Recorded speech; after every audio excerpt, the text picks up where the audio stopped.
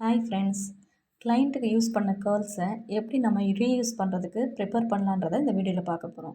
முதல்ல அந்த கேர்ள்ஸை பெடல் கோம் வச்சு எல்லா பக்கமும் மைல்டாக இந்த மாதிரி சீவி டேங்கிள்ஸ் எல்லாம் நம்ம ரிமூவ் பண்ணிக்கலாம். கொஞ்சம் பார்த்து கவனமாக செய்யணும். இந்த மாதிரி எல்லா சைடும் டேங்கிள்ஸ்லாம் எடுத்ததுக்கப்புறம் கேர்ள்ஸ்லாம் போய் செமி கேர்ள்ஸாக இந்த மாதிரி தான் நம்மளுக்கு ஹேர் இருக்கும். இப்போ நம்ம எல்லா பக்கமும் சைன் ஸ்ப்ரே பண்ணிக்கலாம்.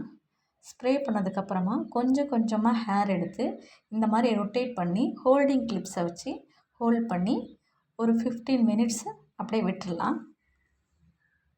இந்த மாதிரி ஆஃப்டர் 15 மினிட்ஸ்க்கு அப்புறம் எல்லாத்தையும் எடுத்து இந்த மாதிரி ரொட்டேட் பண்ணி விட்டோன்னா நம்மளுக்கு ஒரு நல்ல புதுசாக இருக்கிற மாதிரி ஒரு கேர்ள்ஸு நம்மளுக்கு கிடைக்கும்.